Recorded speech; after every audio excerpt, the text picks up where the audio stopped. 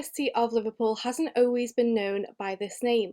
It wasn't until 1903 that we gained our Royal Charter and with it our ability to award degrees as the University of Liverpool. In 1881, University College Liverpool was founded, and in 1882 we began to admit students. A few years later, in 1884, we became part of a collection of universities under the umbrella of Victoria Universities, the other two being Owens College in Manchester and Yorkshire College in Leeds. In the 1860s and 1870s, there was a growing demand for university education.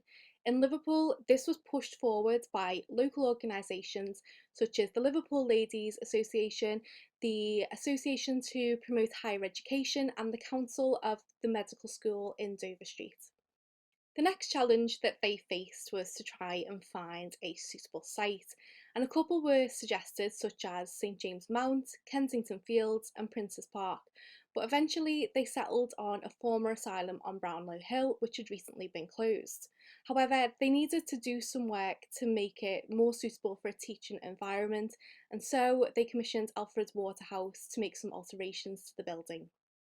Support for the college had started to gather pace among the leading ship owners and industrialists of the city, and by July in 1880, £90,000 or around £9 million today had been raised in support of the college. William Rathbone had presented this as a challenge in order to rival Owens College in Manchester. By the end of 1881, the proposed 7 chairs had been endowed with £10,000 each, which had been granted by wealthy local people such as the Earl of Derby for natural history and the Rathbone family for modern literature. A charter was granted and Professor Gerald Rendell was appointed as the principal of the college along with the 7 professors.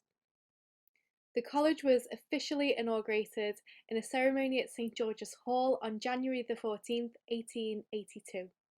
On January 23rd of 1882, we opened our doors to 45 students.